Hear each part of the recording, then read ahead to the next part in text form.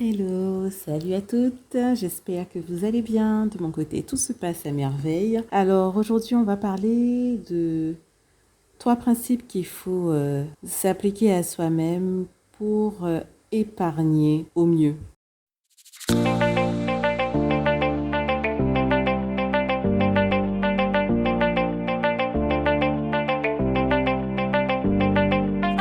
Pouvoir échanger, partager et aussi conseiller, aider le plus grand nombre de mamans solo, de parents solo autour des thématiques qui nous concernent et qui sont les finances, les enfants et notre bien-être. Alors si tu es nouvelle ou nouveau sur cette chaîne, je t'invite à t'abonner, à activer la cloche des notifications. Comme ça, cela te permettra d'être au courant des prochains contenus dès qu'ils sortiront. Et puis, on va commencer tout de suite. Alors, les trois principes fondamentaux à s'appliquer à soi-même pour pouvoir mettre en place son épargne et tenir. Voilà, on va le dire comme ça, puisqu'il y a d'autres principes, mais ceux-là, ce sont les trois principes vraiment fondamentaux. Le premier est de mettre en place une organisation. Alors, on ne cesse de le répéter, mais si on ne met pas d'organisation, de plan dans ses finances, on ne peut pas savoir où on en est, on ne peut pas savoir comment faire, on ne peut pas voir devant soi.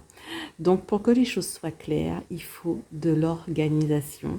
Donc, de l'organisation aussi bien, j'ai envie de dire, physique, à savoir avoir des supports pour pouvoir faire ces bilans mensuels, des supports qui nous correspondent, tenir ses comptes avec aussi ceux qui nous correspondent, que ce soit des applications que l'on a sur le téléphone si c'est plus facile, que ce soit un tableau Excel, que ce soit un cahier, car il faut de l'organisation.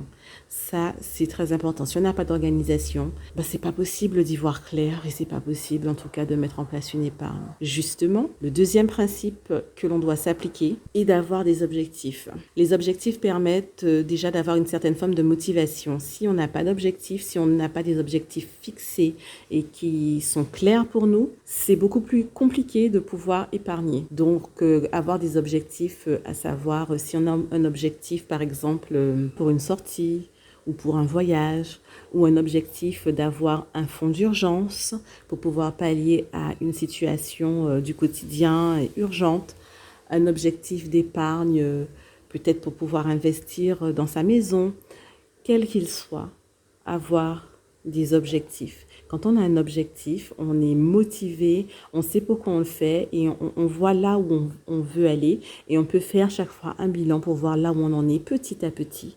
On voit les choses avancer et on ne peut être que satisfait de soi-même en fait. Alors ça, c'était pour le deuxième principe. Et le troisième principe, qui est très, très, très important, sinon les deux autres n'ont pas lieu d'être, pour pouvoir justement avoir une épargne, tenir, garder cette épargne, arriver à son objectif et de s'infliger une discipline. Parce que si on organise les choses et qu'on a des objectifs, mais qu'on n'a aucune discipline, tout sera caduque. Alors la discipline, elle est de mise. À savoir, à partir du moment où on a organisé ses finances, on sait combien on gagne, on sait combien on dépense, on sait quel budget est alloué à tel pôle de dépenses, on sait ce qu'il nous reste, on sait ce qu'on peut épargner, etc. Une fois aussi que pour les épargnes, on a des objectifs, on a un objectif ou plusieurs objectifs, il s'agit d'être discipliné. C'est-à-dire que ce qu'on a décidé de mettre en place, on s'y tient et on se met en mode automatique. C'est comme ça et pas autrement. Si on n'a pas de discipline, de toute façon, on ne peut pas y arriver. Ça veut dire qu'on va le faire ce mois-ci. Le mois prochain, on ne le fera pas. Après, on le fera à moitié et ça, c'est juste pas possible. Donc, avec ces trois éléments, ces trois principes fondamentaux qu'on s'approprie et j'allais dire qu'on s'inflige, mais s'infliger, ça fait un petit peu une connotation négative. Mais en tout cas, avec ces trois principes fondamentaux, lorsque l'on met en place ces trois principes, on ne peut que réussir à se créer petit à petit une épargne, à la voir grossière, à s'y tenir et puis à être satisfait par rapport à ce que l'on est en train de créer. Voilà. Alors, c'est ce que je voulais partager avec vous aujourd'hui. Si tu as des commentaires, des choses à ajouter, je t'invite à me l'écrire en commentaire. Si tu es nouveau, nouvelle sur cette chaîne, je t'invite à t'abonner si tu le souhaites, afin d'être au courant des prochains contenus et aussi à mettre un petit j'aime parce que du coup, ça me motive moi aussi. Je me dis que quelque part, que ça aide aussi et que je peux partager avec d'autres parents solo. Et puis, ça aide aussi au référencement YouTube pour que les contenus soient de plus en plus partagés et visibles par d'autres personnes qui pourront nous rejoindre. Voilà. Sur ce, je te souhaite de prendre bien soin de tes finances et je te dis à bientôt pour un prochain contenu.